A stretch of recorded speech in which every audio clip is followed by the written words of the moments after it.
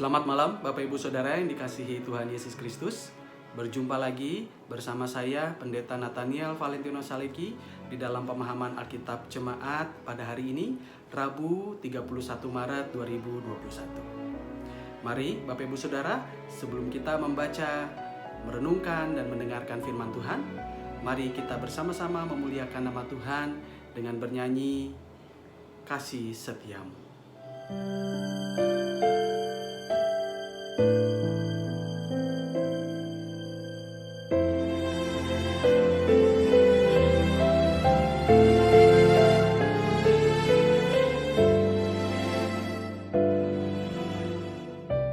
Kasih setiamu yang ku rasakan lebih tinggi dari langit biru. Kebaikanmu yang telah kau nyatakan lebih dalam dari lautan. Berkat-Mu yang telah ku terima sempat membuatku terpesona. Apa yang tak pernah ku pikirkan, itu yang kau sediakan bagiku. Siapakah aku ini, Tuhan? Jadi biji mata-Mu. Dengan apakah ku balas Tuhan selain puji dan sembahkan?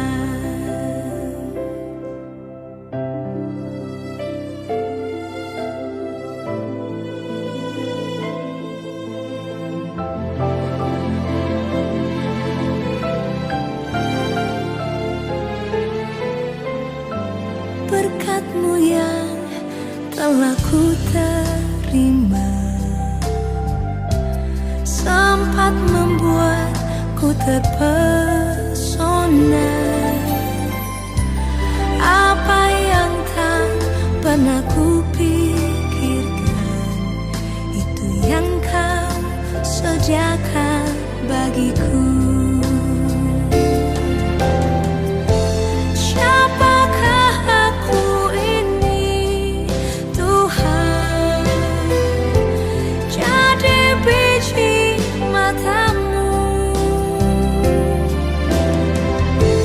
Dengan apakah ku balas Tuhan selain puji dan sembahkan?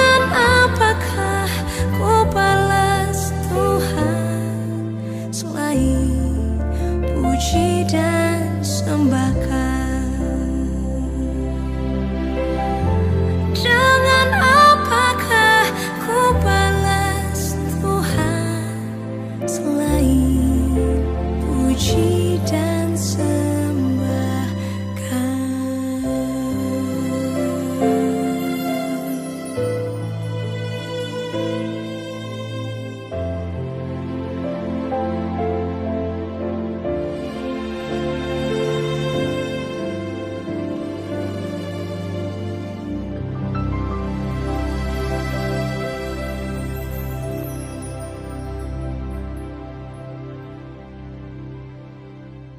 kita bersatu di dalam doa.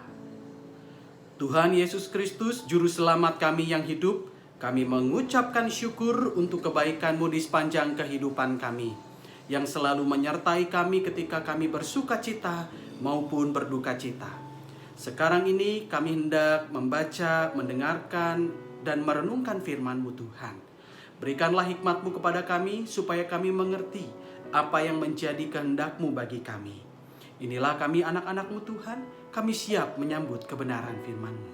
Di dalam nama Tuhan Yesus Kristus, Juru Selamat kami yang hidup, kami berdoa. Amin. Mari kita membuka Alkitab kita dari Yesaya pasal 50 ayat 4 sampai 9a.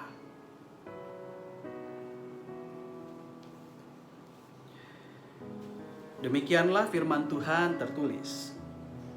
Tuhan Allah telah memberikan kepadamu lidah seorang murid, supaya dengan perkataan aku dapat memberi semangat baru kepada orang yang letih lesu. Setiap pagi ia mempertajam pendengaranku untuk mendengar seperti seorang murid. Tuhan Allah telah membuka telingaku, dan aku tidak memberontak, tidak berpaling ke belakang. Aku memberi punggungku kepada orang-orang yang memukul aku, dan pipiku kepada orang-orang yang mencabut janggutku. Aku tidak menyembunyikan mukaku ketika aku dinodai dan diludahi. Tetapi Tuhan Allah menolong aku, sebab itu aku tidak mendapat noda. Sebab itu aku meneguhkan hatiku seperti keteguhan gunung batu, karena aku tahu bahwa aku tidak akan mendapat malu. Dia yang menyatakan aku benar telah mendekat, telah dekat. Siapakah yang berani membantah dengan aku? Marilah kita tampil bersama-sama. Siapakah lawanku berperkara? Biarlah ia mendekat kepadaku. Sesungguhnya Tuhan Allah menolong aku. Siapakah yang berani menyatakan aku bersalah? Demikianlah pembacaan Alkitab kita pada hari ini. Diberkatilah kita yang membaca firman Tuhan, merenungkannya, dan melakukannya di sepanjang kehidupan kita setiap hari. Hosiana. Saudara terkasih, pada hari ini kita akan merenungkan firman Tuhan dengan tema Jalan Setia Tuhan.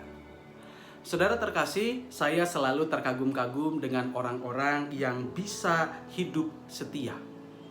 Misalnya saja, ada pasangan suami istri yang ketika mereka menjalani kehidupan pernikahannya, mereka bisa mempertahankan ikatan suami istri sampai akhir hayatnya. Tentu kita tahu Bapak Ibu Saudara bahwa di dalam kehidupan pernikahan itu banyak sekali tantangannya. Dalam satu peristiwa saya juga pernah mendengar ada satu keluarga di mana keluarga itu sangat menanti-nantikan hadirnya buah hati, tetapi tidak kunjung juga hadir buah hati itu. Lalu orang tuanya mengatakan, sudah ceraikan saja pasanganmu itu, ya, kamu cari orang lain yang bisa memberikan kamu keturunan. Ya. Dan sayangnya orang ini mendengarkan orang tuanya dan menceraikan pasangannya. Padahal kita tahu bahwa perceraian itu tidak boleh dilakukan dalam kehidupan pernikahan orang Kristen.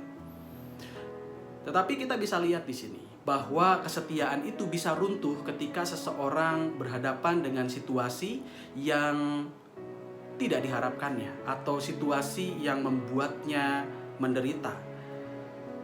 Tetapi di samping itu ada juga pasangan pernikahan suami istri yang ketika sekalipun mereka tidak memiliki keturunan, mereka bisa hidup berdua sampai akhir hayatnya dan saling mendukung, saling menghibur, saling melengkapi satu dengan yang lain.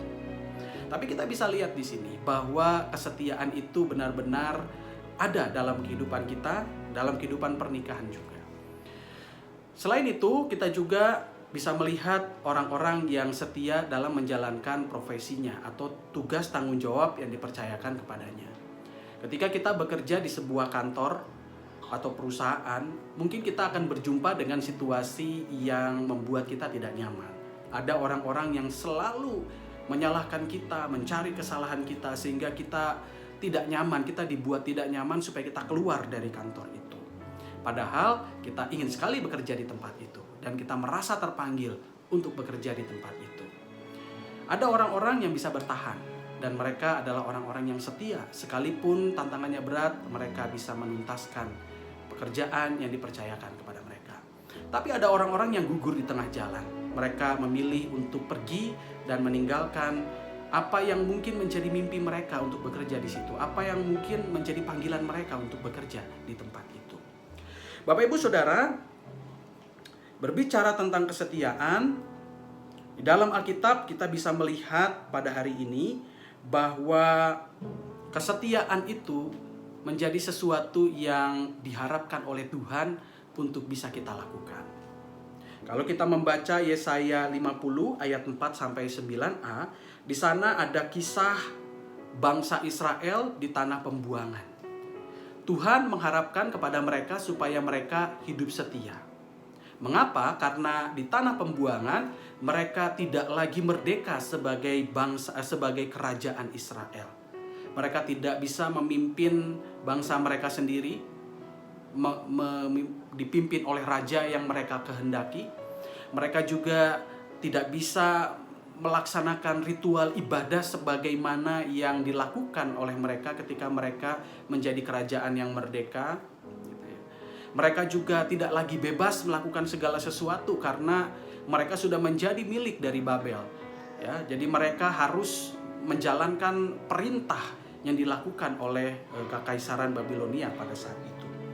Dan kondisi ini membuat mereka sangat gelisah dan membuat mereka memandang Tuhan sebagai sosok yang tidak ada di pihak mereka.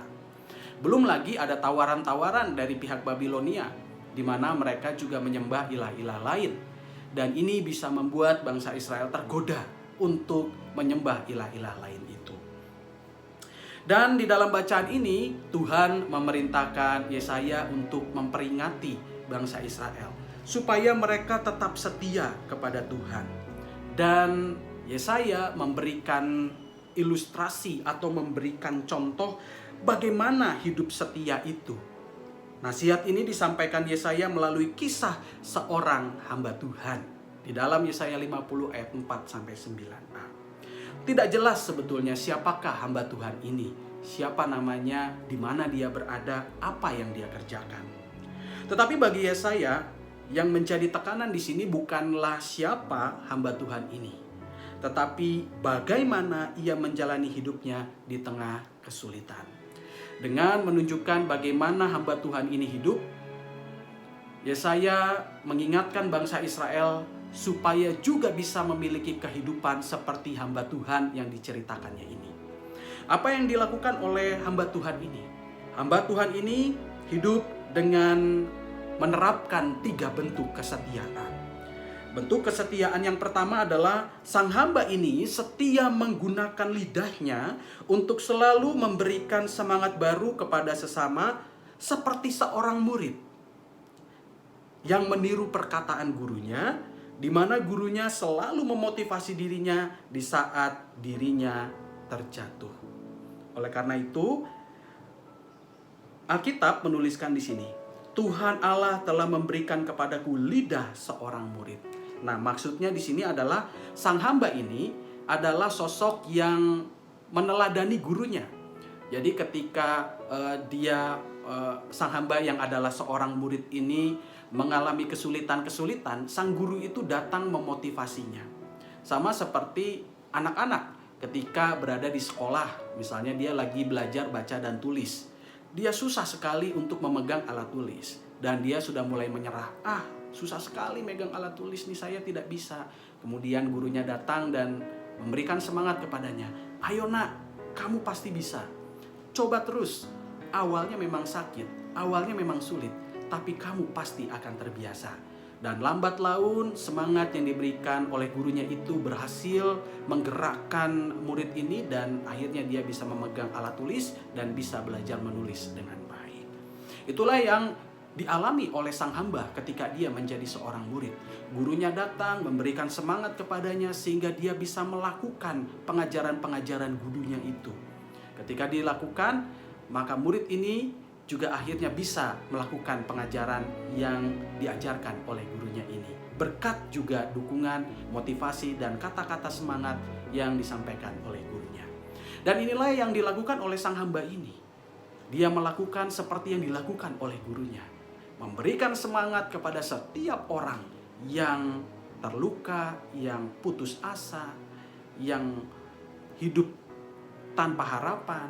Dia datang memberikan semangat baru. Inilah yang dilakukan oleh sang hamba Tuhan ini. Bukan hanya itu, dalam menunjukkan kesetiaannya, yang kedua, sang hamba ini setia untuk mendengar dengan tidak memberontak, seperti seorang murid yang tenang mendengarkan pengajaran gurunya tanpa membantah. Ya. Mungkin di antara kita, Bapak Ibu Saudara, pernah ada yang ngobrol di kelas waktu kita belajar di ruang kelas. Kemudian guru itu marah dan mendatangi kita, ada yang dijewer juga, ada yang dilempari kapur gitu ya. Itu memperingatkan kita bahwa kalau orang sedang bicara, kamu harus mendengarkan. Kenapa sih harus tenang saat orang berbicara? Supaya pengajaran yang disampaikannya tidak berlalu. Supaya pengajarannya itu dipahami dan dimengerti, sehingga murid-muridnya ini bisa meningkat kualitas hidupnya ya. Kalau nanti memang ada hal-hal yang berseberangan dengan sang guru, bisa dilakukan setelah sang guru itu selesai berbicara ya. Kita bisa bertanya kepada guru, kita bisa meminta penjelasan dengan sopan santun kepada sang guru.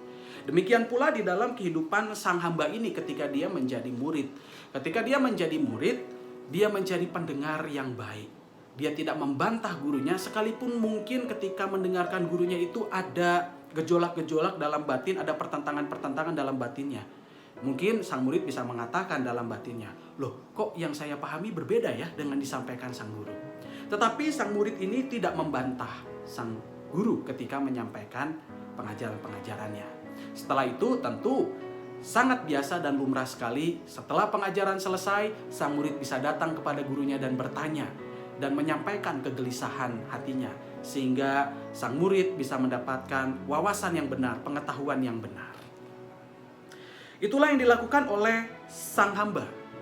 Di dalam kehidupan sehari-harinya, dia tetap menjadi pendengar yang baik. Kalau ada orang-orang yang memberikan masukan, memberikan nasihat yang baik, dia akan mendengarkan. Kalau mungkin dia akan berjumpa dengan keberatan-keberatan di dalam hatinya, dia akan mengungkapkan dengan hikmat, dengan sopan santun, dengan tetap menghargai orang lain dan menjaga kehormatannya. Yang ketiga, yang dilakukan oleh hamba Tuhan ini adalah yang ketiga, sang hamba ini setia kepada Tuhan dengan tetap beriman kepada Tuhan sekalipun berhadapan dengan situasi yang menindasnya, dengan keyakinan bahwa akan tiba waktunya bahwa Tuhan akan membelanya. Di dalam perjalanan hidupnya, sang hamba ini mengalami situasi penderitaan yang sebetulnya seharusnya tidak dia tanggung. Ya, umpamanya dia difitnah, ya, melakukan suatu kejahatan. Nah, dia sudah mengatakan bahwa saya tidak melakukan itu, tetapi dia tetap saja ditindas, tetap saja dihukum. Nah, dalam situasi seperti itu, dia yakin dan percaya bahwa Tuhan akan membela dia tepat pada waktunya. Ya. Dan yang hebat dan luar biasa dari seorang hamba Tuhan ini adalah dia tetap setia beriman kepada Tuhan. Tidak sedikit orang-orang yang mengalami tantangan hidup di dalam perjalanan hidupnya berpaling dari Tuhan karena merasa bahwa Tuhan tidak ada di pihaknya atau Tuhan lambat menolong dia. Padahal bukannya Tuhan lambat menolong, tetapi kitanya memaksa Tuhan untuk bertindak seperti yang kita inginkan. Padahal kita tahu bersama Bapak Ibu Saudara bahwa Tuhan itu punya waktu yang terbaik, punya timing yang tepat kapan dia akan menolong kita. Bapak Ibu Saudara, inilah yang menjadi pesan Tuhan melalui Yesaya kepada bangsa Israel. Sebagaimana sang hamba itu hidup dalam kesetiaannya, bangsa Israel pun diharapkan memiliki kesetiaan yang sama ketika mereka berada di pembuangan di Babel. Mereka setia untuk saling menguatkan sesama mereka dalam perkataan-perkataan yang membangkitkan semangat. Jadi orang-orang Israel di pembuangan, mereka ini harus saling memberikan semangat, ya. Ada yang letih lesu, ya, dikasih dukungan, dikasih motivasi, dikasih semangat, bukannya dihina, dipermalukan atau direndahkan sehingga daya juang dan semangat hidupnya menjadi hilang. Sebaliknya, diberikan dorongan-dorongan positif, dihibur, ayo kita pasti bisa melalui penderitaan ini. Aku akan menjadi sahabatmu, engkau tidak berjalan seorang diri. Nah, kira-kira inilah yang diharapkan Tuhan dilakukan oleh bangsa Israel. Di antara mereka sama-sama berada di pembuangan, ayo saling memilikilah, saling mendukunglah, saling menolonglah, saling memberi kekuatan supaya kalian bisa melalui suasana kehidupan yang kurang menyenangkan ini sampai akhirnya nanti.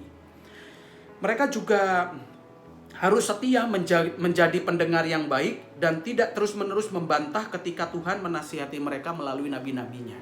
Jadi Tuhan mengharapkan supaya bangsa Israel ini seperti sang hamba Tuhan itu, mau menjadi pendengar yang baik. Kalau Tuhan memberikan nasihat kepada mereka melalui nabi-nabinya, nabi-nabinya itu jangan dibantah, atau bahkan nabi-nabinya itu malah dianggap sebagai nabi palsu atau menyampaikan pengajaran yang sesat. Tetapi perlu didengarkan, dihayati, dan direnungkan. Kembali lagi, jika kita atau bangsa Israel ada keberatan-keberatan tertentu di dalam hati, itu bisa disampaikan. Dan nanti juga akan ada dialog-dialog yang akan memberikan jalan keluar. Lalu mereka juga harus setia beriman kepada Tuhan dengan tidak berpaling kepada ilah-ilah lain di Babel, sekalipun berada di tengah kesulitan-kesulitan hidup. Kita tadi dengarkan bersama-sama bahwa di Babel itu ada ilah-ilah lain. Dan bangsa Israel ini menjadi bangsa tawanan di Babel. Mereka tertindas, ya. Dan mereka melihat bagaimana orang-orang Babel itu hidup dalam kesejahteraan, kemegahan, kemewahan. Lagi pula mereka bisa beribadah dengan merdeka kepada ilah-ilah mereka. Belum lagi ada pengaruh-pengaruh dari orang-orang Babel. Ayo berdoalah kepada ilah kami, lihat hidup kami damai sejahtera, hidup kami sehat, hidup kami bahagia. Tidak sedikit juga orang-orang Israel yang tergoda dan akhirnya berpaling dari Tuhan dan menyembah ilah-ilah lain di Babel. Dan Tuhan memperingatkan mereka, menasihati mereka. Hiduplah seperti sang hamba Tuhan yang sekalipun berada di tengah tantangan sulit, tantangan yang sulit, tantangan yang berat, mereka tetap percaya kepada Tuhan dan percaya kepada pembelaan Tuhan. Bapak Ibu Saudara, inilah yang menjadi renungan bagi kita semua, bahwa bangsa Israel juga perlu memiliki hidup setia ketika mereka berada di pembuangan. Ada pelajaran lainnya yang menarik Bapak Ibu Saudara dari apa yang kita dengarkan mengenai bagaimana sang hamba Tuhan ini hidup. Pelajaran yang penting itu adalah sang hamba Tuhan ini adalah sosok yang rendah hati. Mengapa? Karena ia mengaku bahwa ia bisa melakukan semuanya ini karena pekerjaan Tuhan, karena Tuhan sendiri, bukan karena dirinya.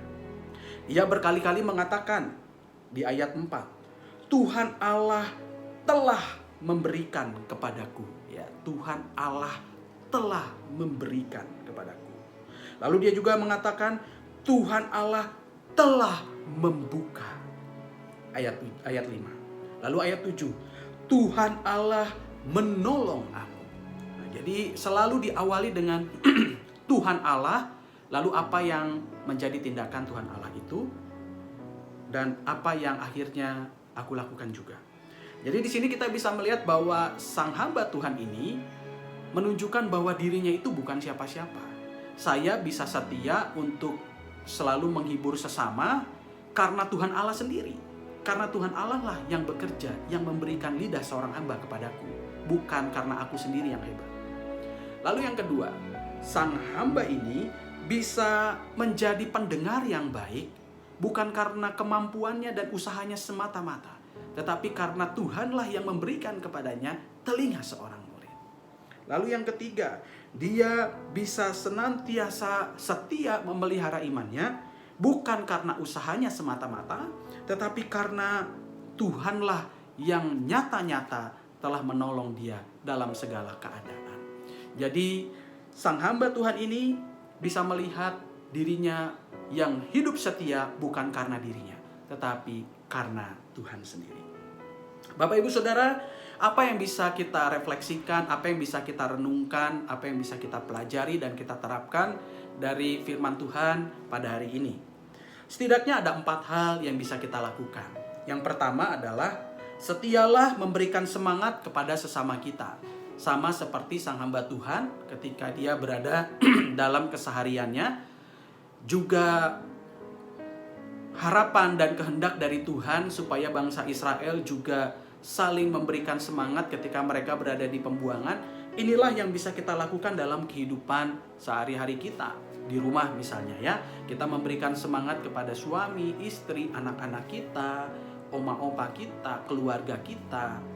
Kita juga bisa memberikan semangat di gereja kepada orang-orang yang kita tahu dan kita ingat, misalnya seseorang itu butuh kehadiran kita, butuh semangat, butuh dukungan dari kita. Menarik Bapak Ibu Saudara, di tengah pandemi seperti ini, grup-grup media sosial menjadi sangat ramai digunakan untuk berkomunikasi. Dan selain juga ada diskusi terjadi di dalamnya, ada juga orang-orang yang menggunakan media sosial ini untuk membagikan firman Tuhan, kata-kata motivasi kepada sesama mereka. Ya, misalnya yang saya pernah dengar, ada seseorang yang terjangkit COVID-19 yang kita tahu dia di karantina. Dan kebetulan dia di karantinanya di rumah sakit khusus untuk pasien COVID-19. Jadi bukan di rumah atau isolasi mandiri ya.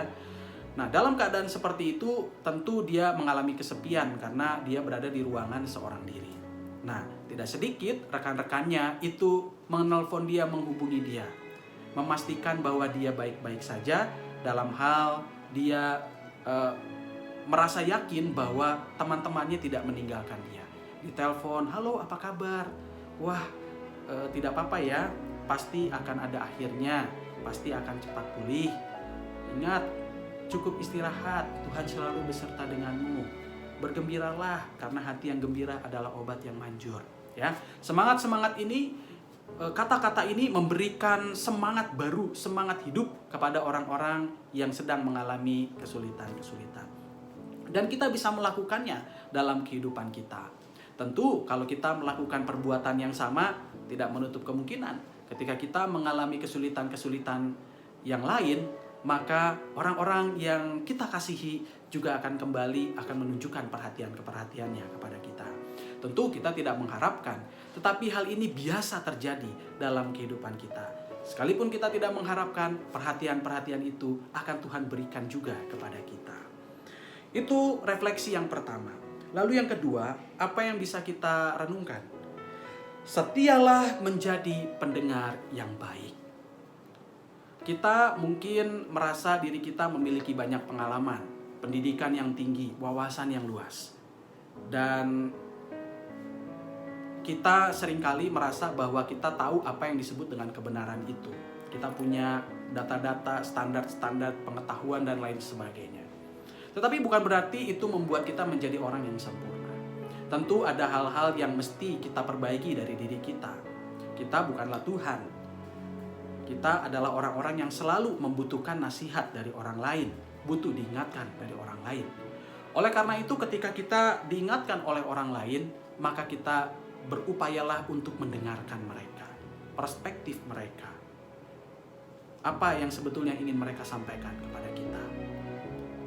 Dan ini akan menjadi situasi yang baik ya, karena mendengarkan sesama ini juga bisa membuka pikiran kita. Seringkali kita tertutup pikiran kita dengan apa yang sudah kita miliki, wawasan, pengetahuan, pengalaman, dan lain sebagainya. Dan Tuhan itu bisa memberikan pencerahan kepada kita melalui orang lain, orang biasa. Yang kalau kita menutup telinga kita, kita tidak akan pernah bisa mengetahuinya. Tetapi kalau kita membuka telinga kita, kita akan mengetahuinya. Dunia ini luas dan masih banyak rahasia yang belum kita pahami. Oleh karena itu, sehebat apapun pengetahuan kita, setinggi apapun, seluas apapun wawasan kita, tetaplah bukalah telinga kita untuk mendengarkan orang lain. Karena dari sana hikmat Tuhan bisa datang untuk semakin memperkaya kita dan memperteguh keimanan kita. Yang ketiga adalah peliharalah iman kepada Tuhan sekalipun sulit, karena Tuhan adalah pembela kita. Di tengah situasi pandemi ini kita berhadapan dengan situasi yang mengganggu kesehatan mental kita, yang mengganggu kehidupan ekonomi kita, yang juga mengganggu kehidupan iman kita. Mungkin ada di antara kita yang meragukan pada akhirnya kuasa Tuhan. Ada beberapa anak muda yang mulai mempertanyakan kuasa Tuhan kepada saya, karena di usia mereka memang sedang bergumul tentang ketuhanan, tentang agama. Dan mereka sampai di titik di mana apakah sudah relevan saya percaya terus kepada Tuhan di tengah masa-masa pandemi ini. Toh Tuhan tidak bisa memulihkan keadaan kita. Kita terus berada dalam situasi ini. Kita berjuang dan berjalan seorang diri. Lalu saya katakan kepada orang itu, Tuhan itu bisa saja, tetapi Tuhan juga memberikan kita kemampuan untuk bisa menghadapi. Ada pengetahuan, ada akal budi untuk kita bisa survive melalui pandemi ini. Tuhan tidak tinggal diam. Tuhan bekerja melalui apa yang kita jalani sekarang ini. Tangan kita, kemampuan kita, akal budi kita, hati kita, Tuhan sedang bekerja. Lalu saya katakan kepada anak muda itu, bukankah kamu bisa melihat ada orang-orang yang saling berbagi kepada mereka yang membutuhkan pangan? Bukankah Tuhan bekerja melalui orang itu? Bapak Ibu Saudara, apa yang dialami dan digumuli oleh anak muda ini adalah sesuatu yang wajar, yang juga mungkin juga kita alami. Kita pernah bertanya-tanya kepada Tuhan, Tuhan mengapa keadaan ini terjadi menimpa hidupku? Situasi seperti itu adalah situasi yang bisa mematahkan iman kita. Tetapi marilah kita mengingat penyertaan Tuhan di dalam kehidupan kita. Kita sampai bisa hidup seperti ini bukan karena kekuatan kita, tapi karena pemeliharaan Tuhan. Jadi jelaslah bahwa sudah sepatutnya lah kita terus memelihara iman kita kepada Tuhan. Karena seberat apapun tantangan yang kita hadapi, toh kita bisa melaluinya. Karena Tuhan selalu berada di pihak kita. Bukankah ada firman Tuhan yang mengatakan bahwa pencobaan-pencobaan yang kita alami adalah pencobaan-pencobaan biasa yang tidak melebihi kekuatan kita. Ketika kita dicobai, maka Tuhan akan datang untuk memberikan kita kekuatan sehingga kita dapat melaluinya. Tuhan juga tidak akan membiarkan kita jatuh sampai tergeletak. Tuhan itu seperti perisai yang melindungi kita dari segala jenis bahaya, yang mengurangi dampak serangan kepada kita, supaya kita tetap bisa bertahan. Mari Bapak Ibu Saudara, tetaplah setia kepada Tuhan sekalipun kita menghadapi tantangan yang berat. Lalu refleksi yang terakhir adalah, rendahkanlah hati kita dengan mengakui bahwa semua tindakan baik yang kita lakukan, semuanya karena kekuatan yang berasal dari Tuhan, bukan kekuatan kita sendiri. Setiap malam kita bisa berdoa kepada Tuhan, hal baik apa yang telah kita lakukan selama satu hari ini. Katakanlah kepada Tuhan bahwa semuanya ini bisa kulakukan karena Engkau Tuhan, bukan karena kekuatanku sendiri. Bagian yang keempat ini menjadi penutup bagi pemahaman Alkitab kita pada hari ini, bahwa segala sesuatu yang kita terima semuanya adalah karena kebaikan Tuhan. Dan kebaikan-kebaikan yang kita lakukan di sepanjang kehidupan kita bukanlah prestasi kita semata-mata, tetapi semuanya karena kuasa dan kekuatan Tuhan saja. Bapak Ibu Saudara, inilah yang menjadi renungan bagi kita di dalam pemahaman Alkitab kita pada hari ini. Biarlah firman Tuhan menguatkan kita, supaya kita dapat menggunakan mulut kita untuk memberikan semangat kepada sesama. Kita menjadi pendengar yang baik. Kita mau untuk memelihara iman kita di tengah tantangan hidup yang sulit, dan kita mau merendahkan diri di hadapan Tuhan. Biarlah kita semua disertai dan diberkati oleh Tuhan. Tuhan Yesus memberkati. Amin. Mari saudara, kita bersatu di dalam doa syafaat. Tuhan Yesus Kristus, Juru Selamat kami yang hidup, kami bersyukur pada hari ini diingatkan lagi oleh Tuhan agar kami hidup setia di dalam keseharian kami. Kami setia untuk memberikan kekuatan kepada sesama kami. Kami setia untuk menjadi pendengar yang baik. Kami setia untuk menjaga iman kami di tengah tantangan hidup yang sulit. Dan kami juga setia untuk hidup merendahkan diri di hadapan Tuhan. Tuhan Yesus Kristus, kami mengakui segala kelemahan kami dalam menerapkan firman Tuhan ini. Kami percaya ada kuasa Tuhan melalui Roh Kudus yang memampukan kami, sehingga kami dapat melakukannya dan mewujudkan apa yang menjadi kehendak Tuhan itu. Di dalam doa syafaat ini kami berdoa bagi gereja kami GKI Taman Cibunut Bandung. Berkatilah majelis jemaat yang sekarang sedang menghadapi situasi yang sulit, berhadapan dengan kasus-kasus yang mesti diselesaikan olehnya. Kami percaya bahwa tangan Tuhan bekerja di antara kami untuk mendatangkan kebaikan di antara kami. Berikanlah hikmat kepada pemimpin-pemimpinmu ini, supaya mereka dapat menghasilkan keputusan yang baik, tindakan yang baik, sesuai dengan kehendak Tuhan. Berikanlah ketabahan kepada mereka, agar mereka bisa terus menjalankan tugas tanggung jawab pelayanan mereka, yang penuh dengan risiko ini, dengan tetap berpegang kepada Tuhan. Kiranya Engkau juga memberkati anggota jemaat dan simpatisan kami di GKI Taman Cibunut Bandung. Berikanlah mereka kesehatan, berikanlah mereka hikmat, dan juga biarlah kehidupan iman mereka berakar di dalam Kristus, bertumbuh dan berbuah di dalam Kristus. Sehingga ketika mereka berkarya, baik di dalam gereja maupun di luar, mereka bisa memuliakan nama Tuhan dan orang-orang juga turut memuliakan nama Tuhan. Kami berdoa Tuhan untuk bangsa dan negara kami yang sampai hari ini kami masih berhadapan dengan pandemi COVID-19. Berikanlah hikmat kepada pemimpin-pemimpin kami agar dapat menghasilkan keputusan yang baik bagi masa depan bangsa ini. Juga bagi kami, supaya kami bisa menerapkan protokol kesehatan yang berlaku bersama-sama dengan tenaga medis dan tenaga kesehatan yang berada di garda terdepan berhadapan dengan COVID-19. Kami berdoa Tuhan untuk mereka yang sedang mengalami sakit penyakit. Kami percaya bahwa Tuhan adalah tabib di atas segala tabib yang sanggup memulihkan segala jenis penyakit. Kami percaya jikalau Tuhan berkehendak, maka kesembuhan itu akan dialami oleh mereka. Kiranya mereka terus mengandalkan Tuhan dan percaya pada rancangan Tuhan yang penuh damai sejahtera dalam hidup mereka. Kami berdoa Tuhan untuk kehidupan keluarga kami, rumah tangga kami. Peliharalah kehidupan pernikahan kami, suami dan istri, supaya kami dapat terus menjaga ikatan pernikahan kami sampai akhir hayat kami. Kiranya Engkau juga yang memberikan penghiburan kepada kami yang hidup seorang diri telah ditinggalkan oleh pasangan kami, supaya kami tetap menjalani kehidupan kami ini dengan sukacita, dan Tuhan menjadi sahabat yang dekat dan sahabat karib bagi kami. Kami berdoa untuk anak-anak kami Tuhan, supaya mereka hidup bertumbuh takut akan Tuhan, mereka berkarya dan memuliakan Tuhan di tempat di mana mereka berkarya.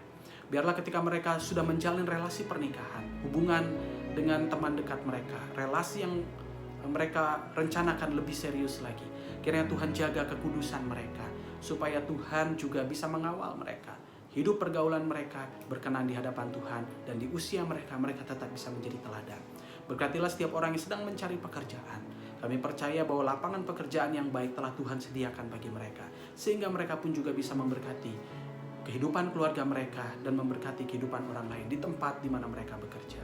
Tuhan Yesus Kristus, bagi mereka yang masih menanti pasangan hidup, kami juga percaya Tuhan akan mendatangkannya kepada mereka sesuai dengan waktu Tuhan dan sesuai dengan upaya yang mereka lakukan bersama-sama dengan Tuhan. Bagi mereka yang masih menanti hadirnya buah hati, kami percaya Tuhan juga akan memberikan jalan keluar bagi mereka. Tidak ada yang mustahil di hadapan Tuhan. Tuhan bisa mendatangkan keturunan itu bagi mereka. Jikalau itu tidak menjadi bagian dari rencana Tuhan dalam kehidupan pernikahan mereka, kami percaya bahwa sukacita dari Tuhan akan memenuhi hati mereka, akan membawa sukacita dalam kehidupan rumah tangga mereka, dan Tuhan akan mendatangkan sumber kebahagiaan yang lain kepada mereka, sehingga mereka bisa tetap merasakan kebahagiaan dalam kehidupan pernikahan mereka. Terima kasih Tuhan untuk kebaikan-Mu di sepanjang kehidupan kami. Terima kasih untuk pemahaman Alkitab dan pertemuan yang bisa kami lakukan setiap harinya, sekalipun dengan media-media online. Kami percaya perjalanan hidup kami akan dipimpin dan disertai oleh Tuhan, sehingga apa yang kami kerjakan seturut dengan apa yang Tuhan kerjakan. Apa yang kami katakan seturut dengan apa yang hendak Tuhan katakan. Terima kasih Tuhan. Inilah doa syafaat yang kami panjatkan hanya di dalam nama Tuhan Yesus Kristus, Juru Selamat kami yang hidup. Amin. Bapak Ibu Saudara yang dikasihi Tuhan Yesus Kristus, pemahaman Alkitab pada hari ini telah selesai. Tuhan memberkati kita. Amin.